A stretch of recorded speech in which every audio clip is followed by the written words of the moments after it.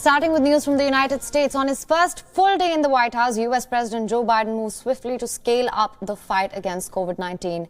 Joe Biden has unveiled a national strategy to combat COVID-19, reflecting the ideas set forward during his presidential campaign. And now Biden has signed 10 virus-related executive orders announcing steps to expand testing and vaccinations and increased mask wearing.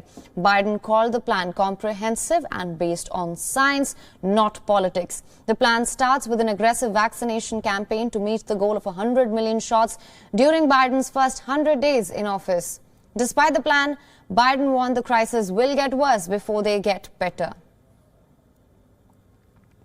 Today, I am unveiling a national strategy on COVID-19 and executive actions to beat this pandemic. This plan reflects the ideas I set forward during the campaign and further refined over the past 3 months. It consists of my transitions teams, the task force, Tony Fauci and the team here today and other experts put this plan together. Our national strategy is comprehensive. It's based on science, not politics. It's based on truth, not denial, and it's detailed.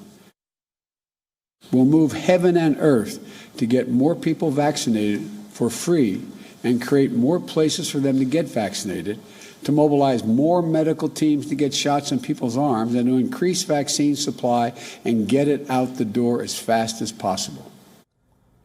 Executive orders signed by Biden will establish a COVID-19 testing board to ramp up testing and vaccine supply. Shortfalls will also be addressed. It will also establish protocols for international travelers and direct resources to hard-hit minority communities. They require mask wearing in airports and on certain public transportation, including many trains, airplanes and intercity buses. And as per the plan, the administration will expand vaccine manufacturing and power to purchase more vaccines. This will be done by fully leveraging contract authorities, including the Defense Production Act. Biden will also direct the Federal Emergency Management Agency to reimburse states and tribes fully for the costs associated with National Guard-related efforts to battle this virus.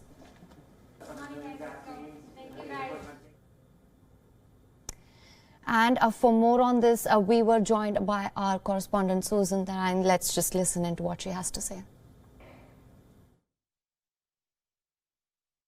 Joe Biden, now the 46th president of the United States, has a full plate in front of him. The nation's biggest concern, the coronavirus pandemic, which the Biden administration has promised to turn around with a set of lofty goals, policies, and mask mandates. However, success will ultimately come down to whether or not vaccination numbers are jumped up and American lives are saved in the next few days. Biden will also have to take on the economic carnage wrought by the pandemic and by continued business shutdowns across the country.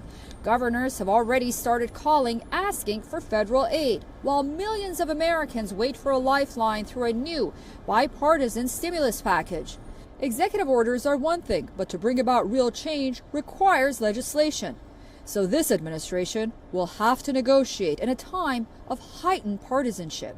For example, Joe Biden will have to determine whether or not it's worth going ahead with impeachment trial proceedings for his predecessor, Donald Trump, in a divided Senate, or perhaps join the millions of Americans he advised during his inauguration speech to look past their differences, unite, and move forward.